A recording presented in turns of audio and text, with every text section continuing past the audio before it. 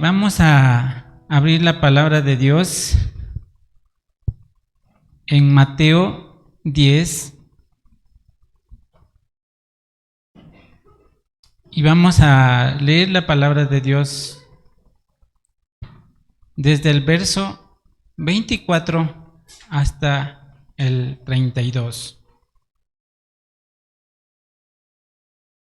Yo lo voy a leer en voz alta y ustedes me acompañan con su lectura.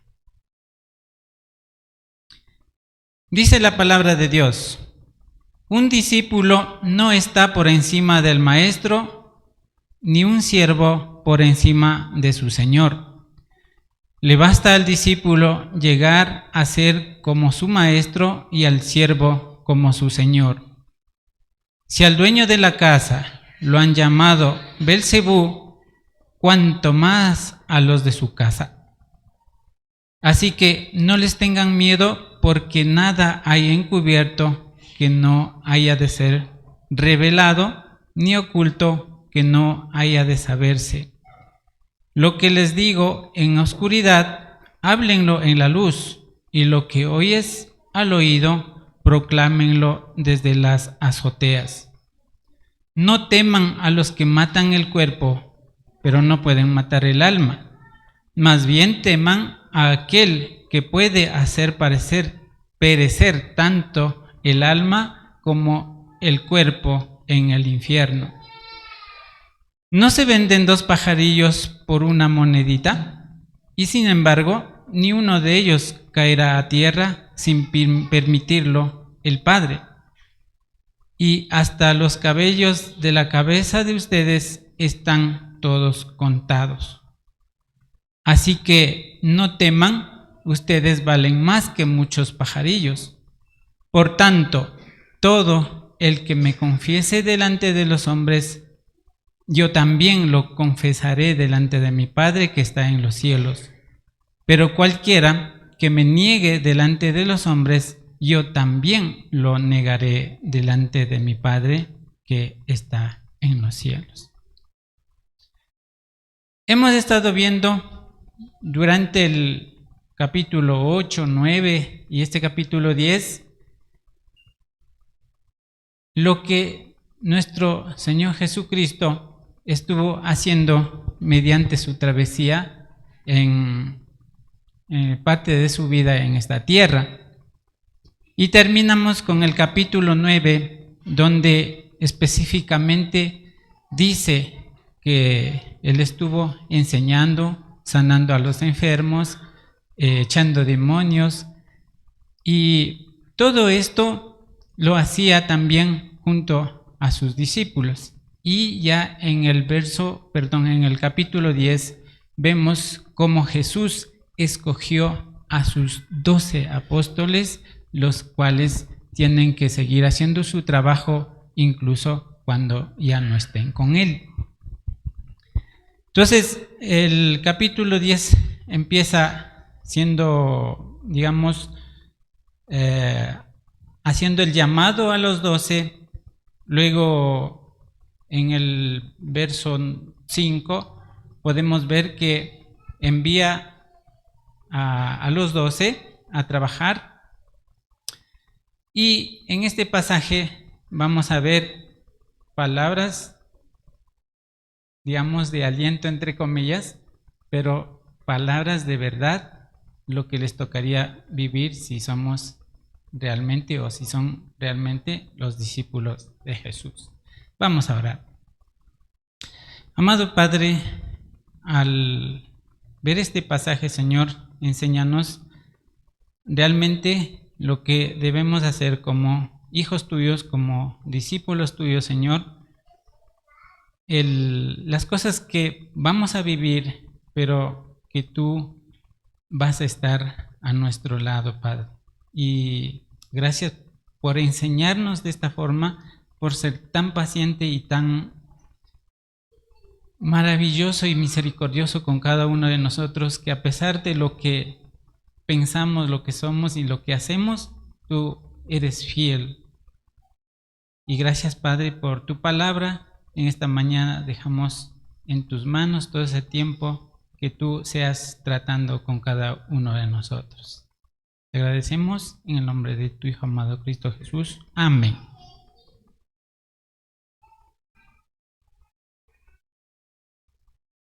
Bueno, como hemos estado viendo, la planificación de una acción misionera con énfasis en el discipulado, al final del capítulo 9 vemos el resumen del ministerio de Jesús, predicando el reino, sanando, incluso levantando muertos, ¿no? Entonces, en cuanto a enseñar a sus discípulos, él no solamente lo hacía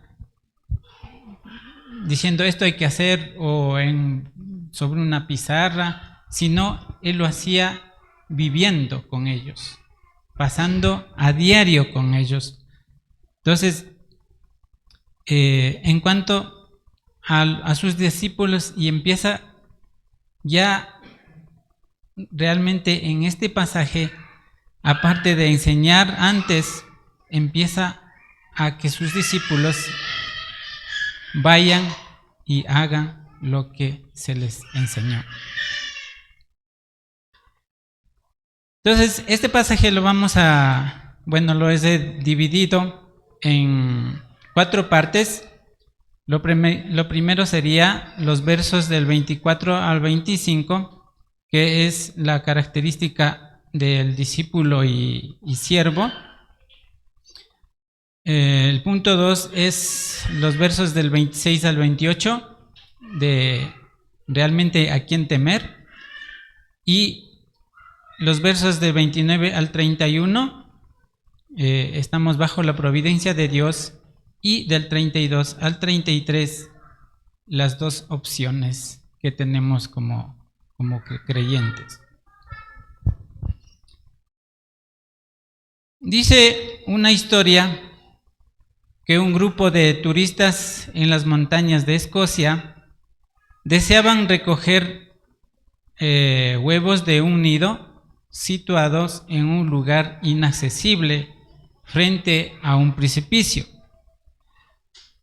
Y intentaron convencer a un niño de bajar atado a una cuerda que ellos lo sostendrían desde arriba, ofreciéndole dinero y asegurándoles de que estaba seguro que no les pasaría nada, porque para los adultos era difícil hacer esa travesía.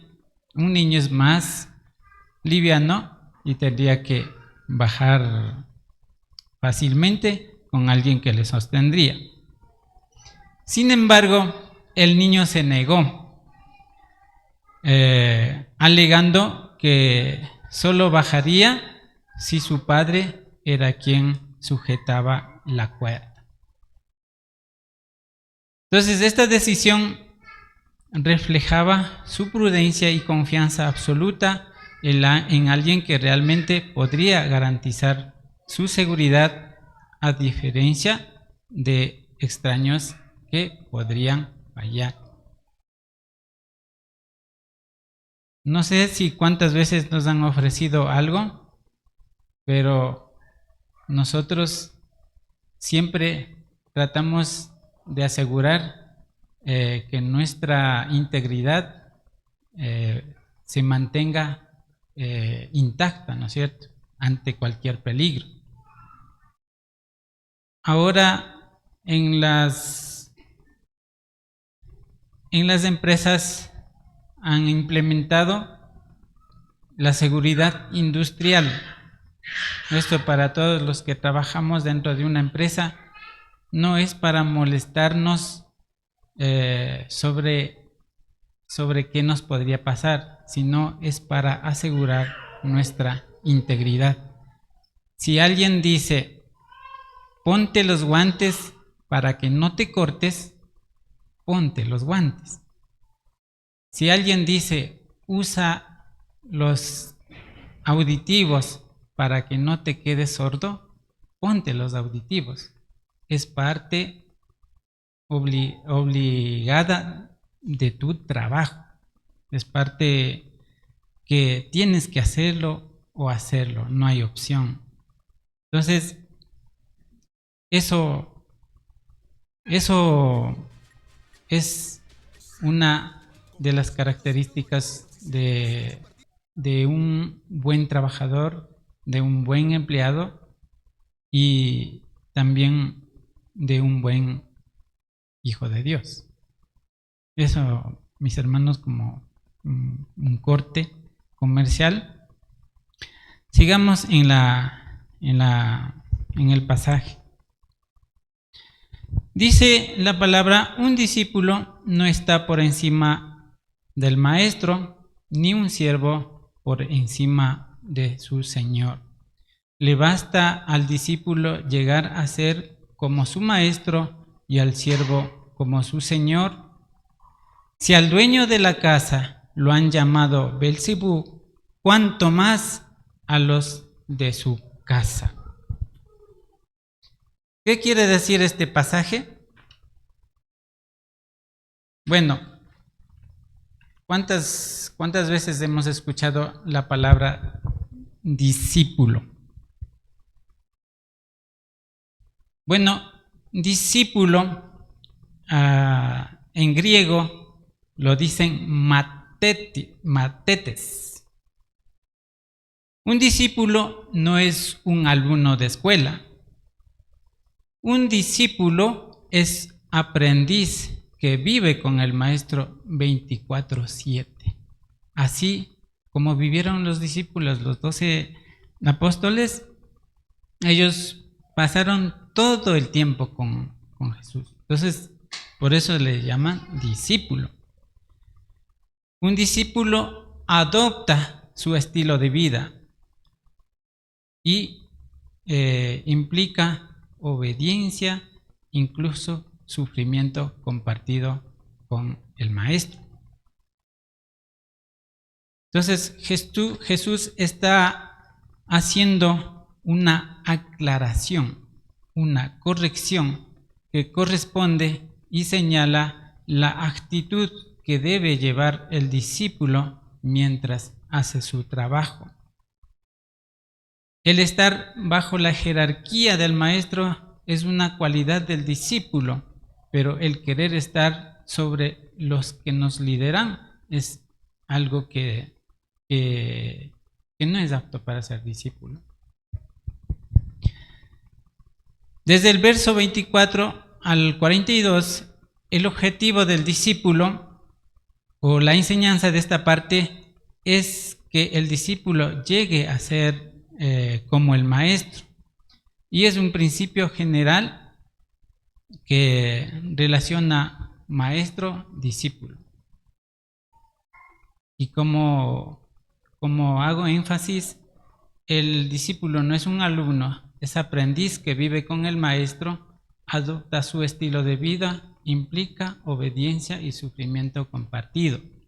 Cuando dice: un discípulo no está por encima del maestro, ni un siervo por encima de su señor, es que cuando los discípulos vayan y prediquen, no van a tener una vida que ellos quieran, sino tal vez tengan rechazo, tal vez tengan críticas, tal vez tengan incluso insultos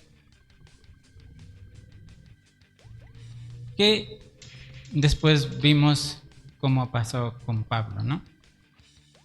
Entonces,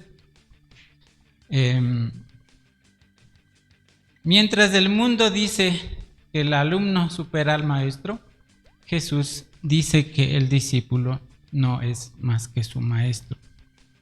A veces tenemos el complejo de creer que sabemos más que los maestros, e incluso más que Dios. Y la verdad es que no sabemos lo que creemos y por eso nos es fácil de salir de nuestra posición como discípulos o como siervos.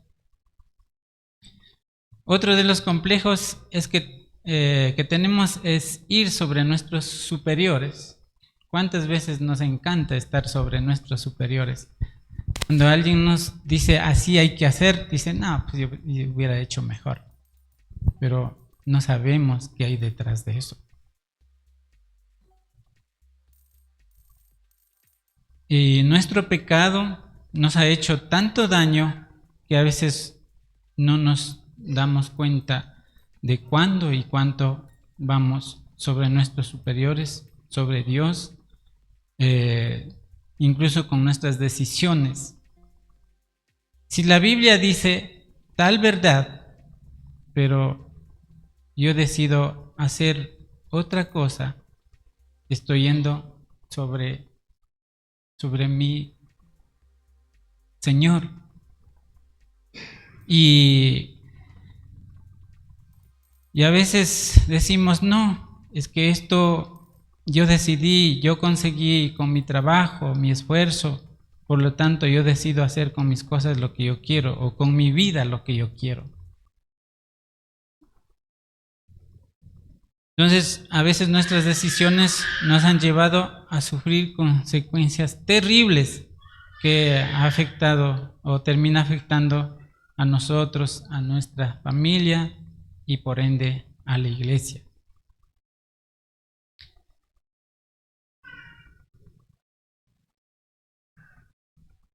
Estamos aquí lo que estaba diciendo Jesús era, ninguno de ustedes es más que el maestro.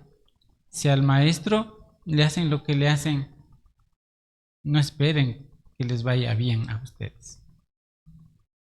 Dice, le basta al discípulo llegar a ser como su maestro y al siervo como su señor.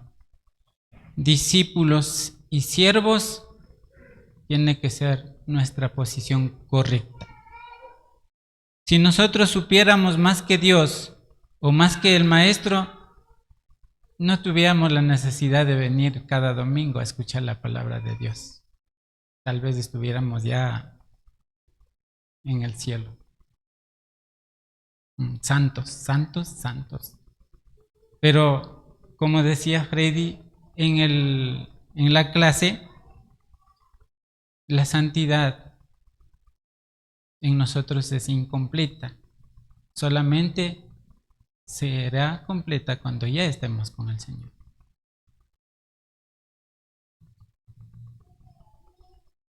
Entonces, para creernos sabios, estratégicos y todo lo que creamos espirituales, la vara de referencia es Cristo. Si llegáramos a estar a la altura o a su medida de ser sabio y santo, entonces ya estaríamos al menos llegando a la altura de Cristo. Pero como todavía vemos muy lejos esta característica, a nosotros prácticamente nos toca humillar y seguir luchando en esta vida para que lleguemos a ser lo que Dios quiere que seamos.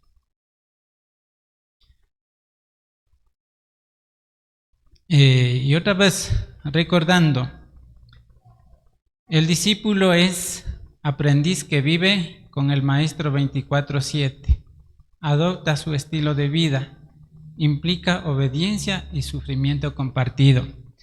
¿Qué hacía Jesús cuando estuvo aquí en la tierra?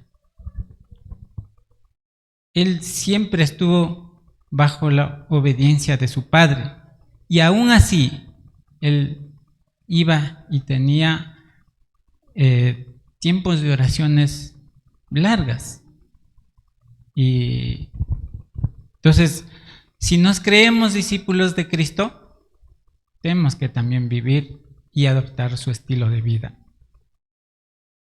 Ahora, alguien dirá, pero eso pasó con los 12, no con nosotros. Pero nosotros también tenemos la palabra, nosotros también tenemos el mandato, nosotros también tenemos la tarea y la responsabilidad de hacer lo que Cristo nos manda.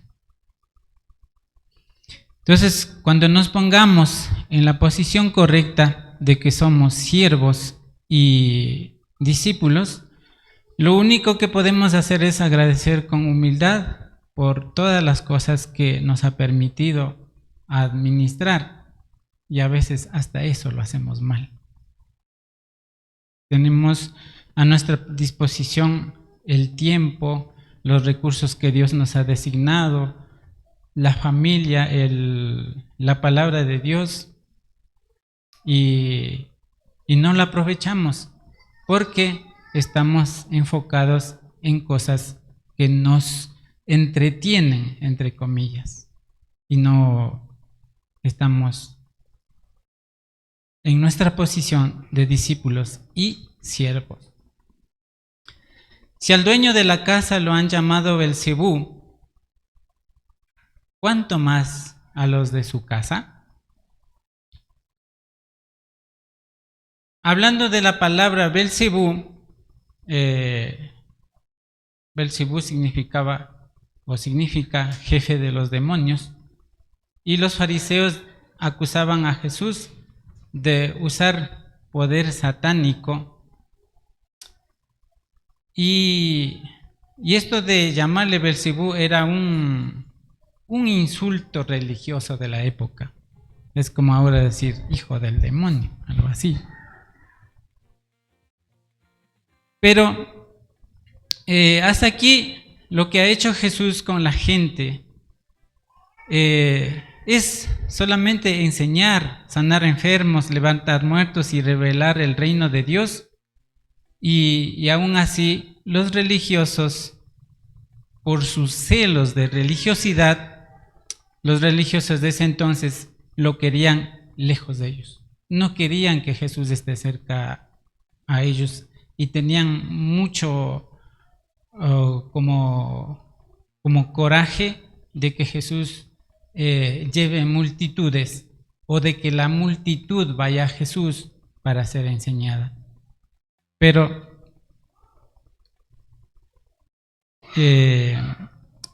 lo que Jesús hacía era, lo que Jesús hacía era todo lo bueno, pero para ellos eso era una especie de algo malo que veían perder su audiencia por algo nuevo que realmente lo estaba dando Jesús. Entonces, el pecado nos enceguece. No sé si ellos estaban locos o ciegos. Lo que Jesús hizo para ellos y para nosotros también es algo bueno para todos, porque si no fuera así, no estuviéramos aquí nosotros. Dios sabe dónde estuviéramos. Pero así es el pecado, que nos enceguece, y lo que parece bueno lo vemos como malo, y lo que es malo lo vemos como bueno, que no es algo que saque yo, sino también está en la palabra, ¿no? Entonces, pero los religiosos, al parecer, llamarle Belcebú, también relacionaban con el dios de Ecrón, que menciona en Segunda de Reyes, los versos de 2 al 4. Si alguien quiere ir a investigar, puede anotarlo. Segunda de Reyes 1, de 2 al 4. Y también lo mencionaron en Mateo 12, 24, 27, que ya estaremos estudiando en unos domingos más. Entonces, si al dueño de la casa lo han llamado Belcebú, cuánto más a los de su casa. Es decir, si a Jesús le dijeron lo que le dijeron e hicieron lo que le hicieron siendo Jesús, ¿qué harán con los que le siguen? ¿O qué harán con los que le siguen? Pero como el discípulo es aprendiz que vive con el maestro 24/7, adopta su estilo de vida. Esto implica obediencia y sufrimiento compartido. A veces nosotros vemos, pasamos ciertas dificultades, no por ir a predicar la palabra de Dios, sino por tomar nuestras decisiones y decimos, ay, cuánto sufrimiento tengo. Pero no es porque estamos haciendo la obra de Dios, sino por nuestras malas decisiones. Viendo el contexto histórico, como vimos, Jesús manda a los 12, que es una misión limitada solo para Israel. Esto ocurrió, ¿no es cierto?, antes de la crucifixión, pero que ya había oposición de los religiosos, incluso de ciertos grupos. En el primer siglo había 3 cosas que afectaban directo a los discípulos y a Jesús. Una era la hostilidad religiosa. Los fariseos y los maestros de la ley eran autoridad máxima en ese entonces. Y a Jesús llamarle Belcebú significaba excomunión de la sinagoga. O sea, a Jesús relacionarle con Belcebú o con Satanás era excomulgarle de la sinagoga. También era muerte social. Ya, sin sinagoga, sin negocio, sin derechos, incluso sin entierro digno, lo menciona Juan 9:22, era muestra de prácticamente dejarle como nada. Ahora en nuestro país el ser humano o el ciudadano pierde sus derechos es al declararse insolvente económicamente. ¿Así es, Dianita? Sí. Pero en ese tiempo llamarle Belcebú significaba ser expulsado de la vida religiosa y social. Ahora, ¿qué pasa con sus discípulos? Si a Jesús le relacionaban con Belcebú, obviamente a sus discípulos también. Entonces, ¿qué pasaba? Sus discípulos ya no tenían derecho de ir a un templo ni hacer los negocios libremente, sino era prácticamente expulsados de todos sus derechos como seres humanos.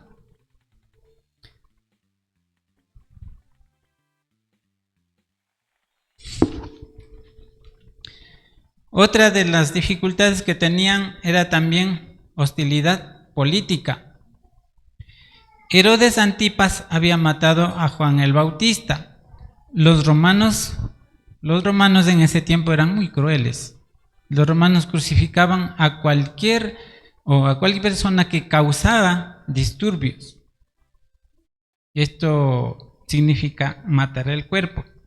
No era figura literaria, era persecución real. Los discípulos sabían que podían terminar como Esteban. Y de hecho, Esteban terminó muerto por eso. Y otra dificultad que atravesaban ellos era la teología popular errada. Muchos judíos creían que si sufrías, Dios te abandonó.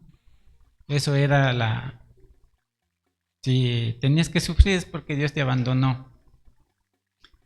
Relacionando que si eres seguidor de Jesús, tenías que sufrir todo eso y eras abandonado de Dios. Si eras pobre, enfermo, también estabas en pecado. Eso era la teología de ellos.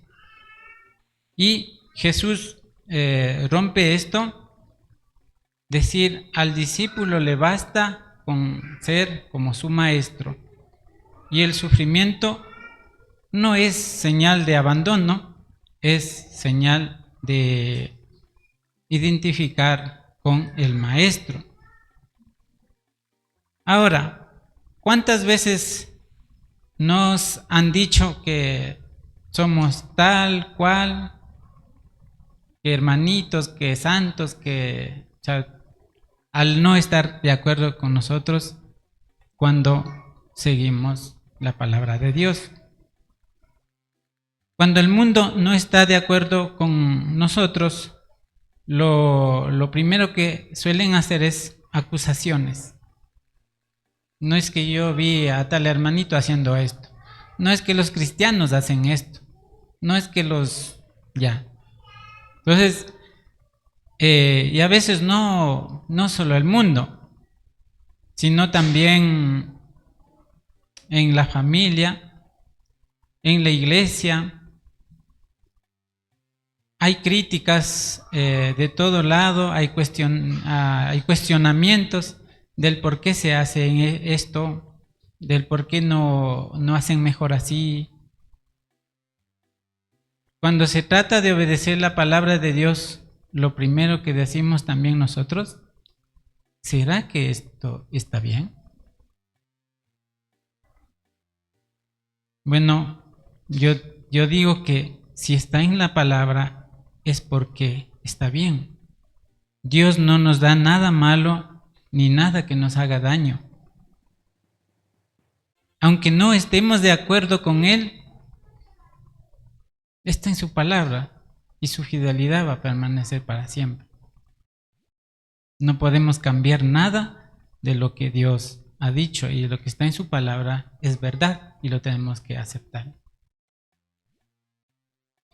Entonces, el ser discípulo y siervo no es solo decir que somos, sino parecer y hacer las cosas que Él hacía. Y esto es mucho más complejo y comprometedor, y peor aún cuando estemos enfrentando a personas que por todo nos acusan a pesar de hacer las cosas bien. Entonces Jesús no promete librarnos del rechazo o crítica, pero nos promete sostener en el rechazo.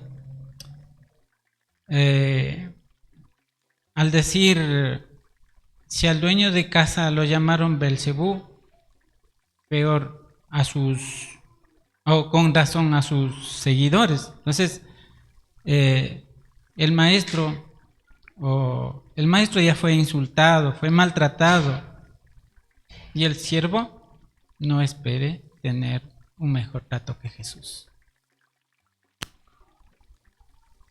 Entonces,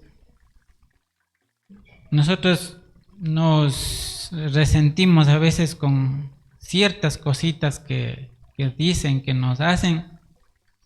Cuando pase esto, solamente pregúntese, ¿qué diría Jesús en mi lugar? Entonces, el sufrimiento no es señal de abandono, más bien es una señal de identificación con el Maestro. Y aquí cabe lo dicho por Jesús en el pasaje anterior, que hay que ser astutos como serpientes y sencillos como palomas.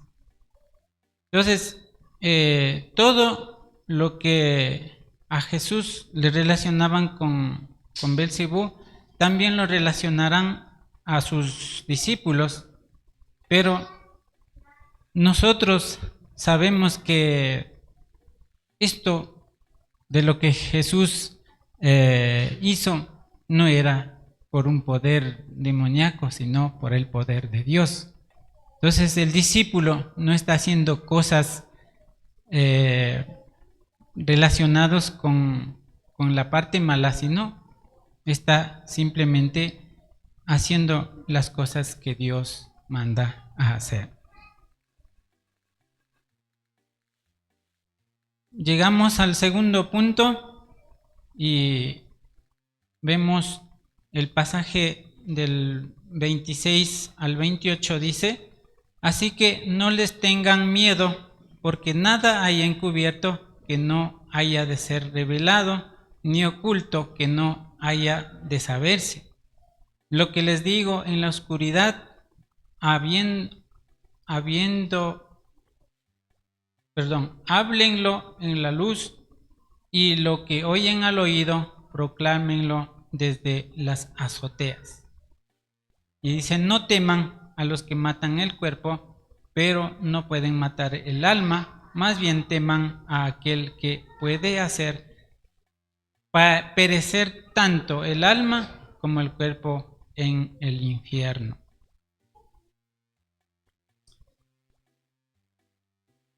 El miedo en el ser humano es algo natural, es algo que Dios ha puesto en el hombre como un medio de defensa o alerta en medio del peligro. En este caso, la advertencia no es algún peligro, algún peligro común, sino el miedo a la oposición que se ha creado alrededor de ellos como religioso y sus seguidores, que no será fácil la misión que ellos están por emprender. Recuerde que Jesús le estaba enviando a los 12, y aquí lo que estaba diciendo es que no será fácil. O sea, y decir, va a pasar esto, pero, o sea, no tengan miedo, sigan adelante.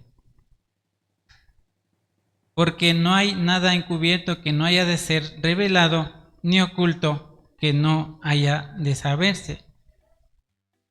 Los que van a predicar, o lo que se va a predicar algún rato, lo sabrá todo el mundo.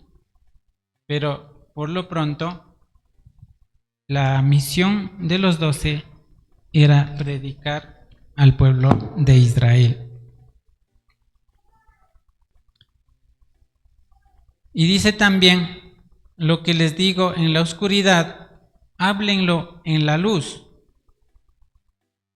En esta partecita me detuve y tenía la curiosidad de por qué dijo esto Jesús. Y realmente pude ver que aquí es algo maravilloso. Podemos apreciar que Jesús tenía una enseñanza exclusiva con sus discípulos, en privado, y tenían una comunión muy íntima que podría enseñar, incluso secretos que servirían cuando Él ya no esté con ellos. No sé si alguna vez usted tuvo como una clase personalizada. Cuando usted tiene una clase o una reunión o una enseñanza personalizada, es donde usted aprende mejor, porque puede preguntar cuantas veces quiera porque no entiende o no acaba de entender completamente. Eso es lo que Jesús hacía con sus discípulos. Tenía un tiempo donde incluso revelaba secretos.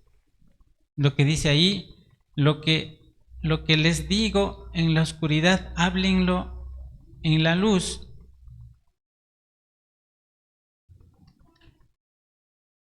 Y lo que oyen al oído, proclámenle desde las azoteas. No había nada que esconder, no hay nada que esconder. Si hablamos de la palabra de Dios, hablemos todo lo que refiere a la palabra de Dios. Entonces es un privilegio tener clases personalizadas con maestros que podemos aprender mucho de ellos, que marcan nuestra vida y son tan útiles los métodos, las estrategias y los pasos con las que nos enseñan. Incluso podemos aprender de cómo ellos se organizan, de cómo ellos tienen sus libros, su O sea, ser un discípulo de alguien es llegar a ser como el maestro, porque aprendes de ellos, aprendemos de ellos, y es, y es algo gratificante. No sé si ustedes, pero yo cuando estudié mi primaria, me acuerdo de mi profesor de primaria. Alguna vez creo que le conté, de donde yo vengo, había solamente un aula y un profesor, donde el mismo profesor daba clases primero, segundo, tercero, cuarto, quinto, sexto grado.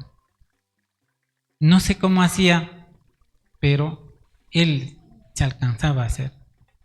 Y eso ha sido inspiración para muchas personas. Él no solamente era maestro que te daba clases en la escuela, sino también cortaba pelo, era músico y en la comunidad no se quedó nunca quieto hasta ver con 7 aulas su centro de salud.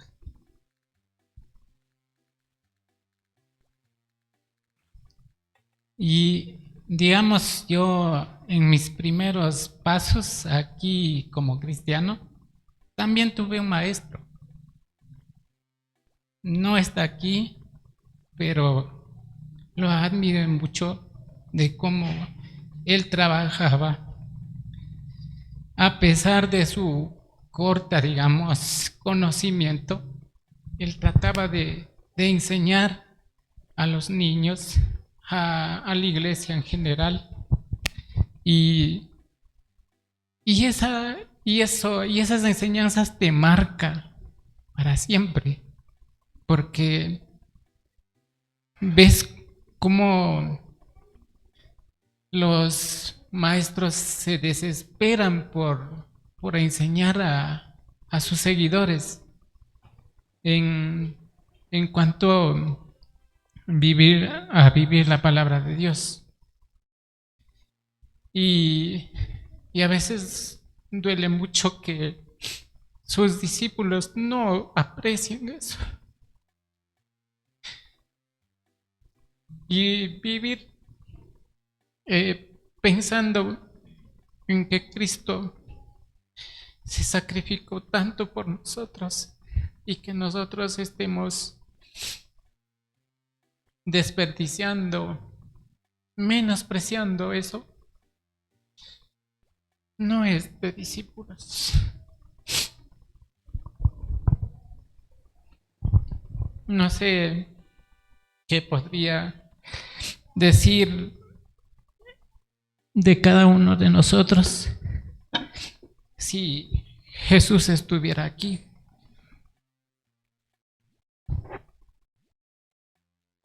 Perdón.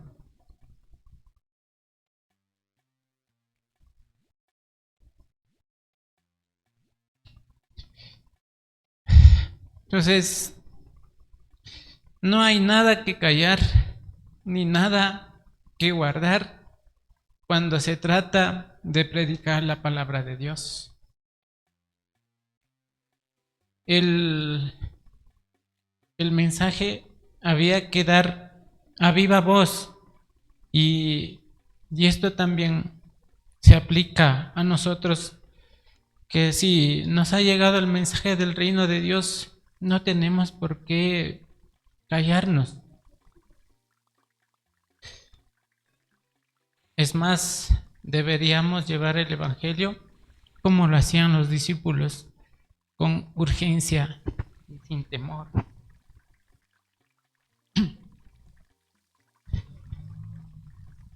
Dice el verso 28, no teman a los que matan el cuerpo, pero no pueden matar el alma.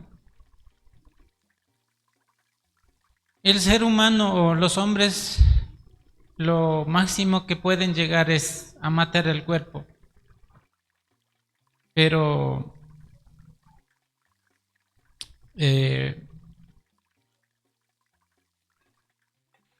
no pueden matar el alma, porque el alma no les pertenece al ser humano, sino a Dios.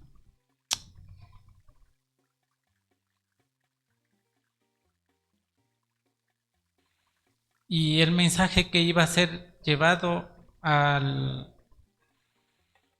los judíos era un mensaje bueno, las buenas nuevas, pero ellos,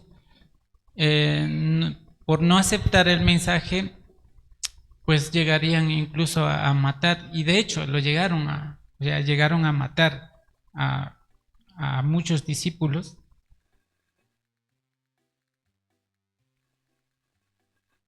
Podemos ver del libro de Hechos en adelante cuántas personas murieron por predicar la palabra de Dios, por obedecer lo que Dios manda. Pero el morir haciendo la obra de Cristo no habría por qué ser temido, tampoco deberíamos temer, más bien sería ser temido el morir por estar haciendo las cosas del mundo. Porque si nos matan el cuerpo, estamos haciendo la obra de Dios, ¿a dónde cree que se va el alma? Con Dios. No hay otro lugar. Pero si nosotros rechazamos a Cristo y estamos haciendo las cosas y algo nos pasa y nos morimos, también sabemos a dónde se va el alma. Entonces dice, más bien teman a aquel que puede hacer perecer tanto el alma como el cuerpo en el infierno. ¿Quién tiene el poder de hacer perecer el alma y el cuerpo en el infierno?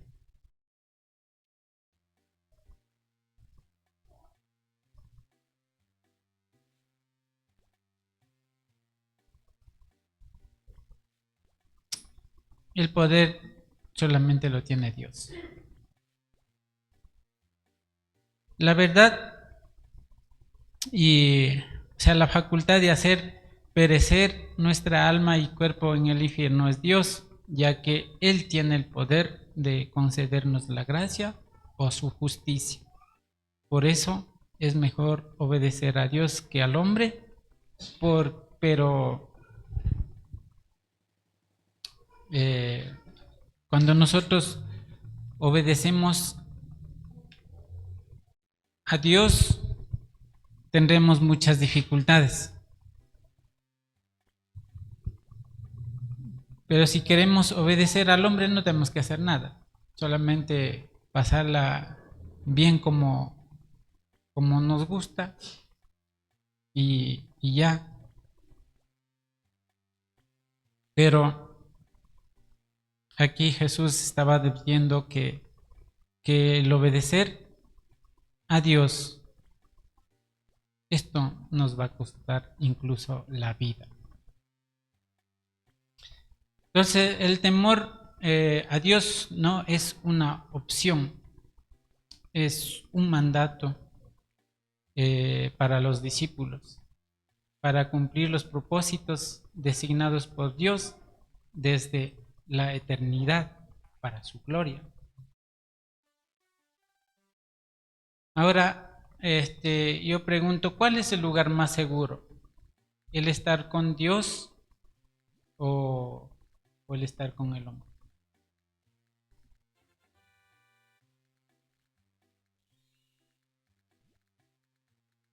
O sea, 1000 veces es mejor estar con Dios.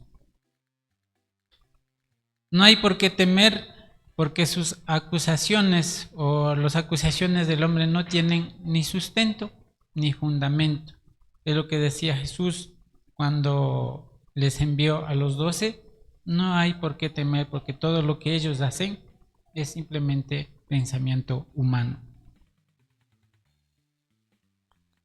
Llegamos al tercer punto, donde Jesús refleja el cuidado soberano del Padre, lo que nosotros llamamos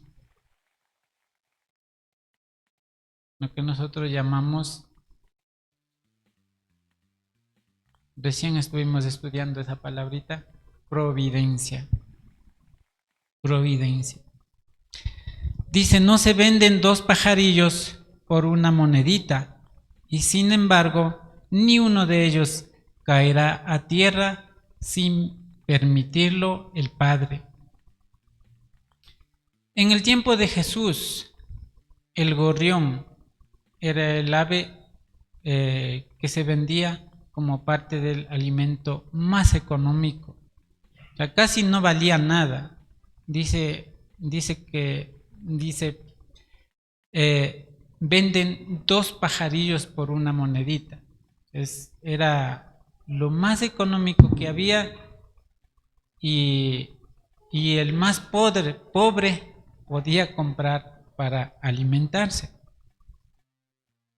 Entonces, como parte del alimento más económico, casi no valía nada, pero la gente compraba como parte de su alimento, ya que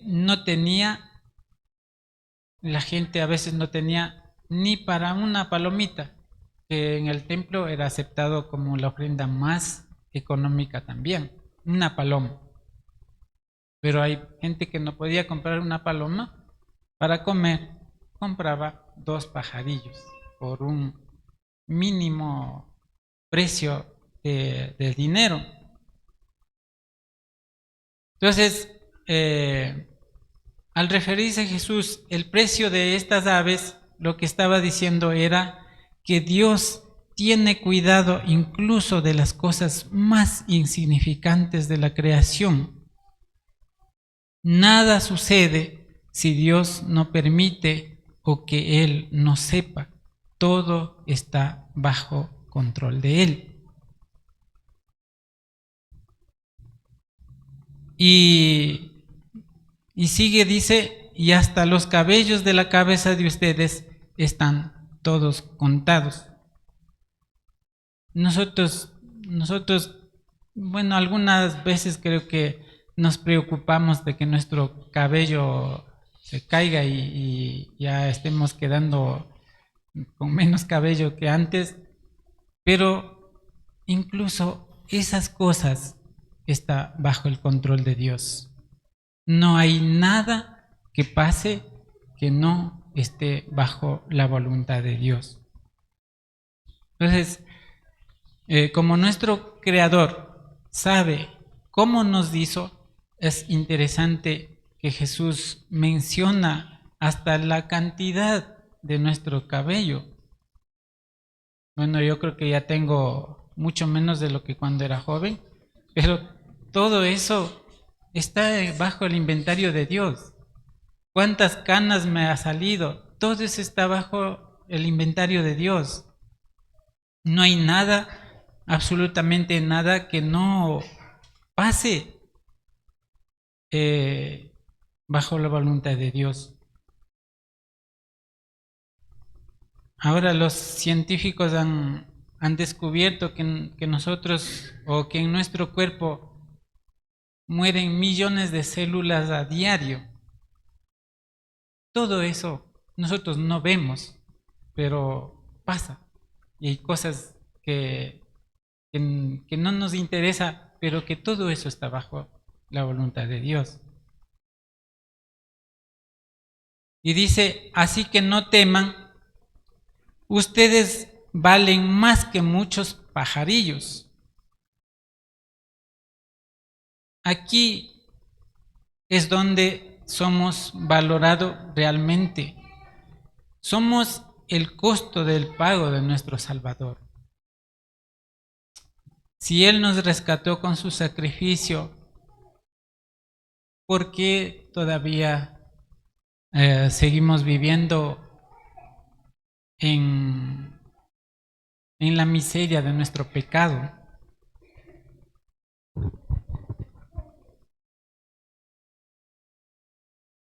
A veces sí nos han insultado, dice, tú no vales nada, pero es una gran mentira que nosotros comemos. porque según la palabra, nosotros valemos mucho más que esos. Si alguien viene y dice que no vales nada, no comas de ese cuento, es una mentira, porque tú vales mucho más. Y si Dios está sobre lo insignificante, cuanto más sobre sus criaturas. Entonces, si somos el precio de la sangre de Cristo, ya es hora de que reaccionemos y vivamos como tales, que recuperemos nuestro valor en Dios, en Cristo.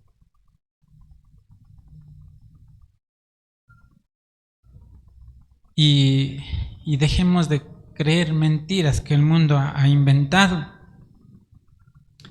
Y al ser humano es muy fácil olvidar que somos seres creados, y a los cristianos también nos es fácil olvidar que somos salvados por Jesucristo, que al ser nuestro Salvador tiene toda la facultad de ordenar que estemos bajo su protección, cuidado y guía.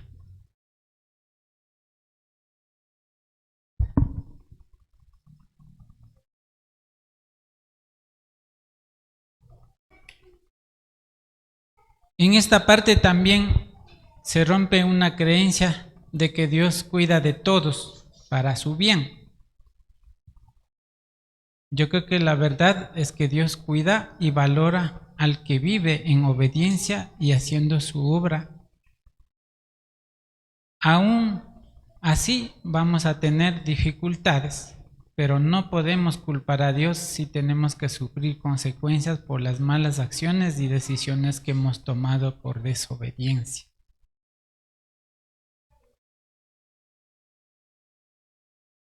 No todo nos ayuda para bien si vivimos en desobediencia. Todo nos ayuda para bien si hacemos las cosas que Él nos manda. Así que si Dios cuida de lo insignificante, mucho más cuidará de los que viven en obediencia, que conoce cada detalle de nosotros. Esto no quiere decir que no dejará que experimentemos dificultades. La manera de verificar algo resistente o duradero es poniendo bajo la prueba de uso diario y frecuente. Los que fabrican cosas que tenga que resistir tantos, por ejemplo, un cable de acero, no es que ya se fabricó y se vende. Para que el cable de acero tenga la resistencia necesaria, tiene que ser probado, tiene que ser calentado, templado, golpeado y todo. Entonces, un discípulo, para ser discípulo, tiene que ser probado, pero tiene que ser probado por Dios, no por nosotros.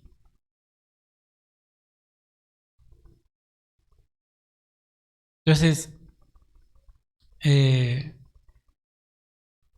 las personas que se mantienen firmes en Cristo a pesar de las dificultades son verdaderamente seguidores de Cristo.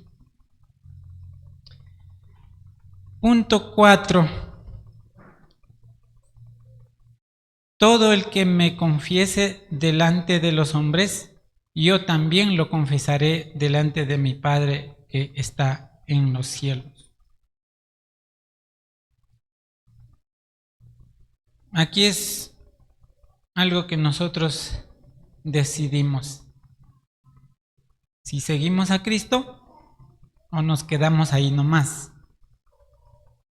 Cuando hable de confesar, viene de palabra griego homologeo, que significa hablar lo mismo que Dios. Es cuando nosotros hacemos un acuerdo o cuando nosotros declaramos que somos hijos de Dios, no es solamente creer en privado. Hay gente que dice, yo acepté a Cristo, recibí a Cristo, así que soy salvo y ya. O sea, piensa que eso es todo. No, el creyente tiene que vivir, tiene que madurar, tiene que trabajar. Entonces, el confesar delante de los hombres que somos sus discípulos implica muchas cosas, toda nuestra vida, a dónde vayamos, lo que hagamos, lo que pensemos, lo que estudiemos, todo. Entonces, la forma más fácil de evitar la persecución, ¿qué será? Prácticamente negar que Jesús o negar que somos seguidores de Jesús. Es la forma más fácil de evitar la persecución.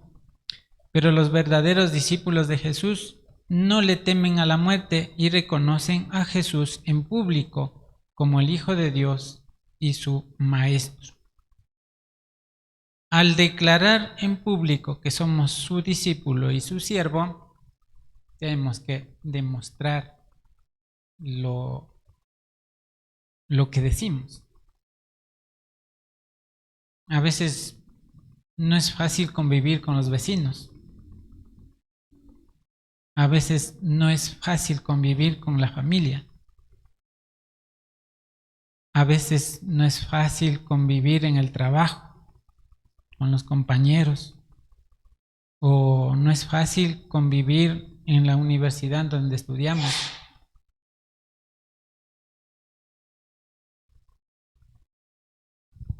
Negar en público para evitar persecución es que es un falso discípulo que resulta en el rechazo eterno del Padre.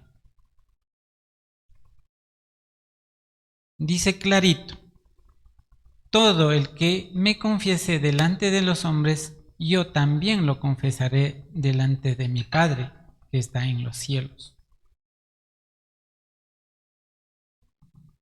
Las personas que reconocen públicamente su fe en Él o declara su lealtad frente a Él,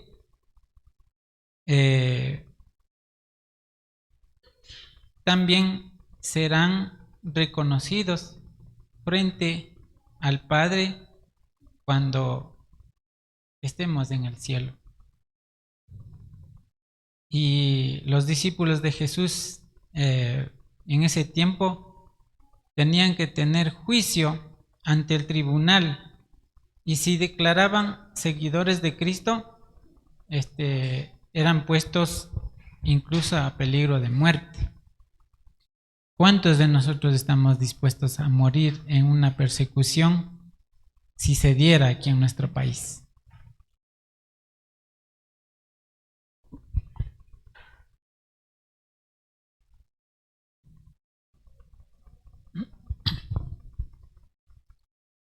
Entonces, a veces, como decía Jesús, ¿no? No va a ser fácil, pero se va a poder. Pero cualquiera que me niegue delante de los hombres, yo también lo negaré delante de mi Padre que está en los cielos. El negar a Dios prácticamente ya es muerte segura. No hay otra opción.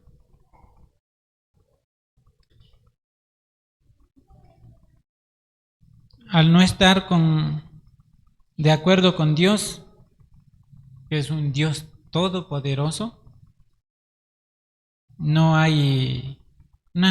es lamentable, es muerte eterna, es ser enemigo de Dios, es todo lo contrario de Dios. No podemos esperar otra cosa que la muerte eterna. Pero no solamente eso, también negar a Dios es cuando vivimos en desobediencia, cuando no buscamos la voluntad de Dios, porque la mayoría de los que estamos aquí sabemos de la palabra de Dios y sabemos lo que tenemos que hacer. Pero cuando no buscamos la voluntad de Dios, cuando no amamos a nuestros semejantes, cuando tenemos una vida que aparente tener a Dios, también es vivir en desobediencia.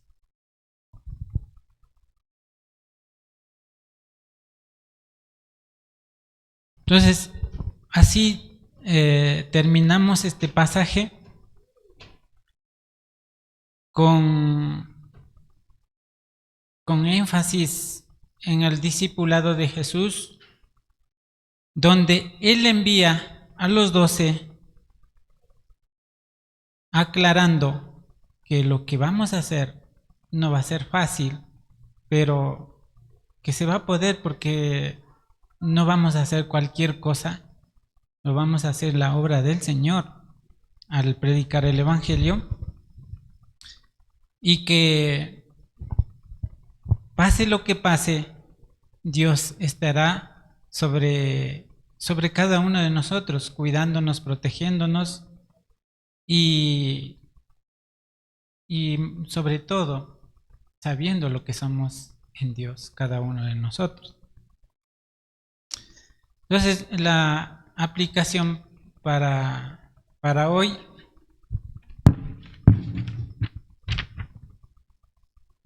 para nuestra vida sería: no esperemos mejor trato que el de Jesús. Si al Hijo de Dios le dijeron demonio, ¿por qué nos sorprende que nos digan intolerante, fanático, odioso, etcétera?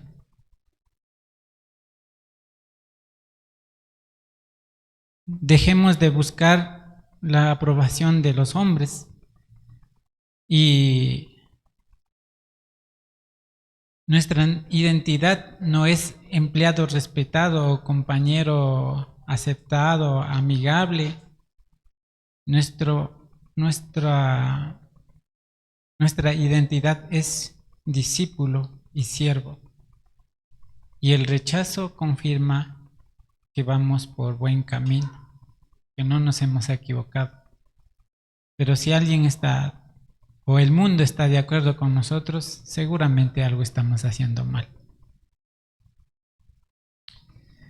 Segundo, el temor correcto nos libera del miedo equivocado.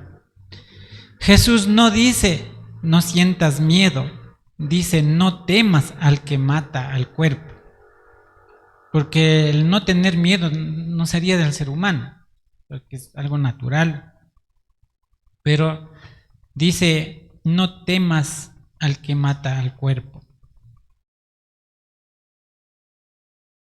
Y nosotros nos hemos preguntado, ¿qué es lo que nos puede pasar si hablamos de Cristo entalado? A veces nos es difícil hablar de Cristo a las personas que van de viaje en el bus, porque no sabemos cómo reaccionará la persona. A veces es difícil hablar del Evangelio con nuestro compañero en el trabajo. A veces es difícil hablar a nuestros jefes, digamos, de trabajo, nuestros compañeros de la universidad,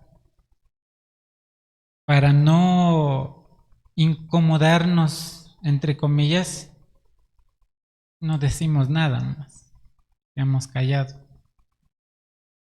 ¿Qué dice el pasaje que vimos? Que si alguien niega, yo también los negaré delante de mi Padre.